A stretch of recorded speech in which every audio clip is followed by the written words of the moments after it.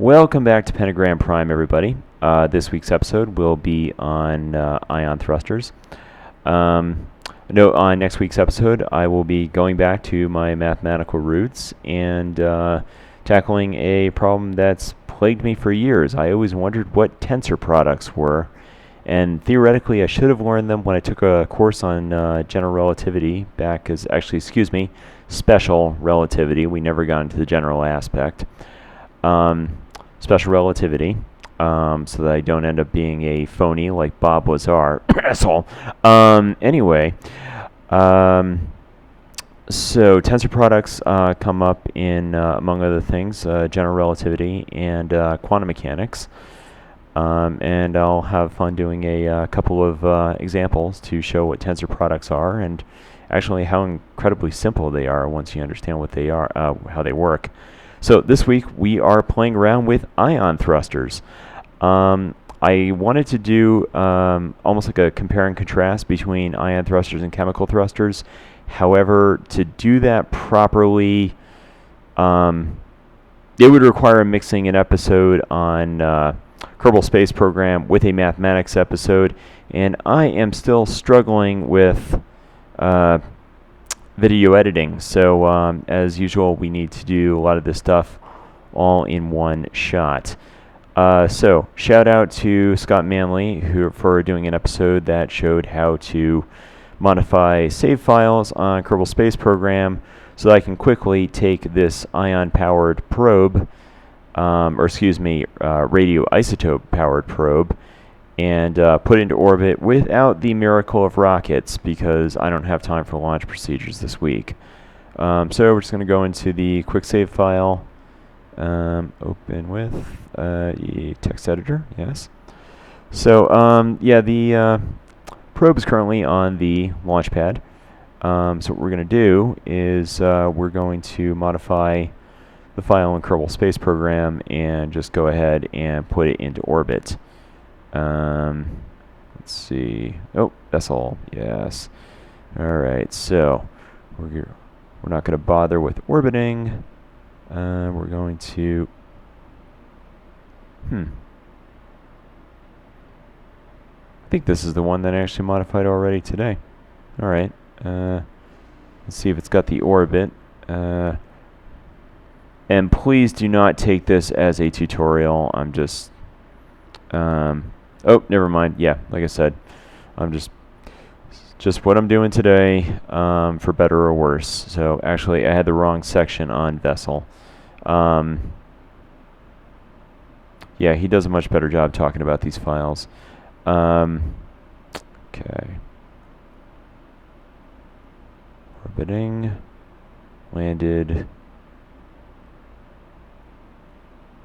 False. See. Launched from. Landed at. Get rid of this. I'm going to go down and specify the orbit. I'm just going to turn that from a 3 to a 7, so we're up there. Eccentricity. Nothing. I completely forgot what SMA means, and I'm going to add that to my notes so I can study it, or just learn it. Because I know a lot of math, but I never really meshed it all with orbital mechanics, and I really need to do that. Okay. That, hopefully I modified this file correctly. Save it. And then come over here, and we're going to press F9 and hold F9 to load the last quick save. Hummina, hummina, hummina, hummina, hummina. Yes.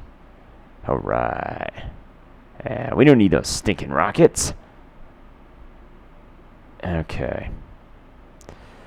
So I'm going to go around the dark side, so we warp to get to a better position where we can actually see what we're doing. Let there be light. I said let there be light This is Kerbal Space Program. I am God here, at least in the confines of my MacBook. Any stinking day, pile. Alright. It's always darkest before dawn.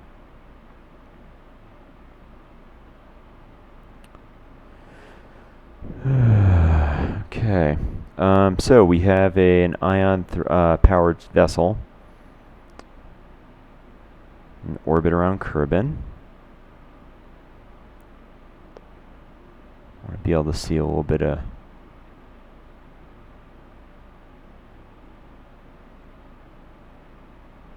I want to see oceans and green.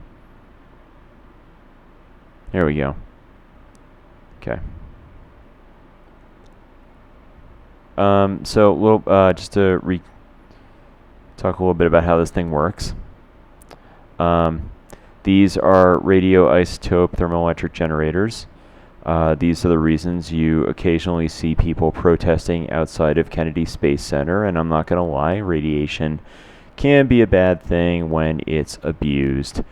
But they are vital to the space program, and I encourage people not to freak out when they find out about plutonium going up on rockets, because it can be really difficult to power something in the outer solar system. So just, let the engineers do what they got to do. I'm not necessarily an advocate for the nuclear power industry. Just in this one application, I think the risk is matches out with the benefits. So these things generate electricity. The electricity recharges the batteries. Let's see if I can click on this properly. There we go. So right now it has an electric charge. So they recharge the batteries where necessary, which is going to be about once per orbit, the way we're doing things. And that juice goes into the engine, which isn't really doing anything right now because we don't have it turned on. I'm going to go ahead and activate it. And we're going to be keeping a close eye on this thing. Now, the fuel here is not going to run out too fast. It's Xenon Gas, number 54 on the periodic table. It's inert. It doesn't have any real charge to it or anything, but when you apply an electrical potential to it, it accelerates. That's about all I'm going to say about that. Hopefully I didn't shoot myself in the foot by accidentally saying something that's not true. I will say that it comes out of the back of the nozzle very, very fast. Much faster than the fuel coming out of the back of, say, the Space Shuttle main engines. And this makes it more efficient. However, this thing will not work inside the atmosphere. So it really is predominantly, it's exclusively limited to anything on orbit. So you need to plan appropriately and put it up there with a chemical rocket. I am looking forward to playing around with it a little bit more in the future for some really groovy applications for stuff in the outer solar system. Right now, we're just going to play in the safe confines of Kerban and the moon. Keep forgetting how to say that. And what I'm going to do is I'm going to play a time lapse for you guys that shows how the various burns will get us out to the orbit of the moon. And what you will notice is that the electric charge is going to pretty much deplete on every burn. I'm going to use most of it, maybe about 90% of it, and then the radioisotope generators will go ahead and recharge the battery during the next orbit, and throughout the course of multiple orbits, we'll eventually build up the speed we need to get out to the moon. That's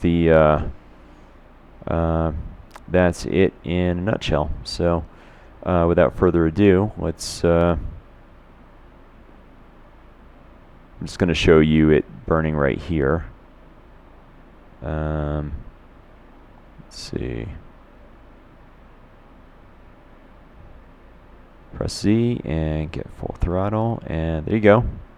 Nice little blue light there. So it's generating a little bit of thrust, but not nearly as much as a chemical rocket. But as I said, the advantage is efficiency. You can do more with the same amount of fuel than you would with a chemical rocket, just not as quickly. So I'm actually gonna shut this down, and I already recorded a time lapse, which I'm gonna show you in a moment. Here it is. Get us back to the beginning. So this takes us from really close into Kerban, and will bring us all the way out to the moon. Here we go.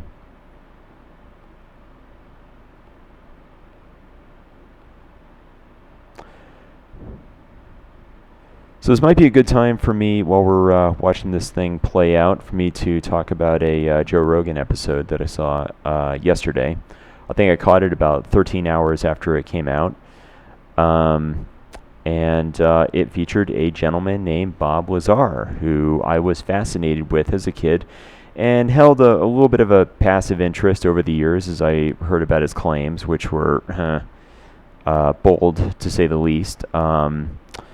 He claims to have master's degrees from both MIT and Caltech. I will not go into specifics about my career, but I did work very closely with a young woman who attended Caltech, and she's probably one of the smartest people I've ever met.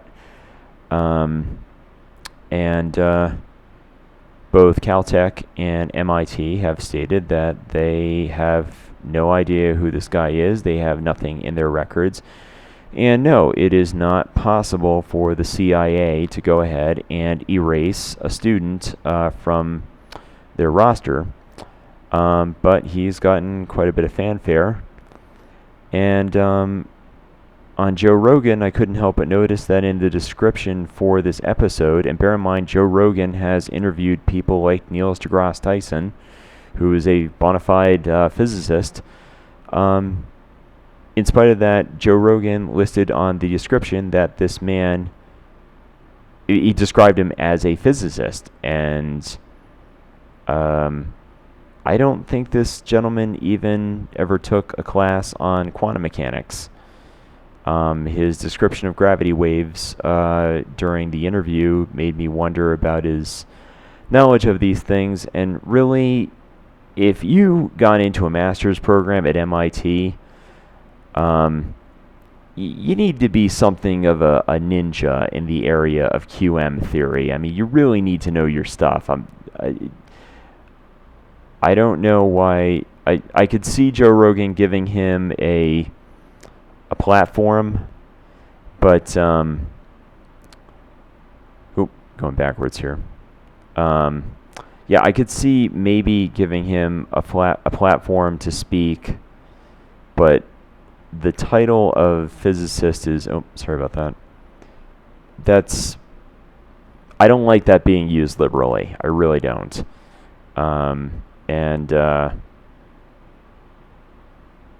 just wish the media wouldn't go ahead and play around like that. It's just insulting to people who actually do the work. And by the way, I'm not a physicist myself either, and I don't claim to hold a title or, I'm trying to be a snowboarder, but that's about all I'm going to say about my credentials here. I'm just a guy who likes to play around with math, and as you can see, spacecraft, at least in the confines of the Matrix.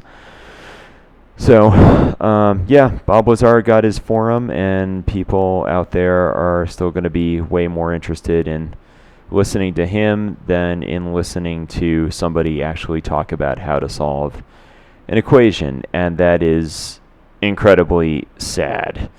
So here we are. So, back to the ion thruster. As you can see, by doing small burns at the periapsis, we are expanding out the size of the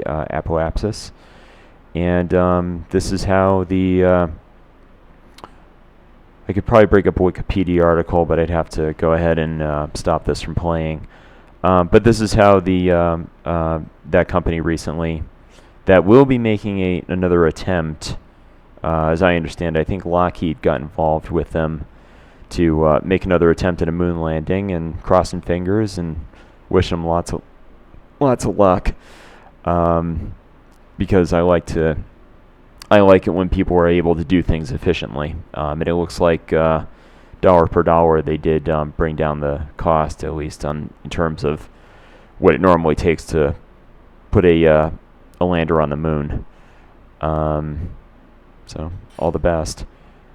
And that's pretty much how this process works. You wouldn't want to do this with a manned mission. You would just fire the probe repeatedly over the course of either, if not weeks, months if necessary, and that way you get a lot more science accomplished with a relatively a smaller launch cost. So I think we're almost there.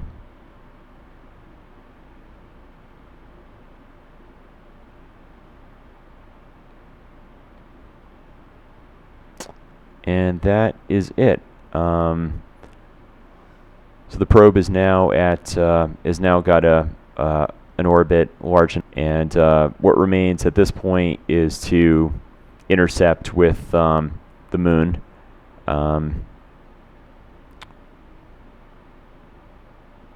And then try to get captured. So yeah, that's ion thrusters this week.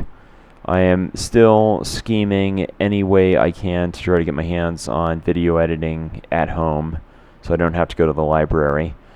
But nothing else. I think I was going to try to say talk about some redeeming quality of this channel.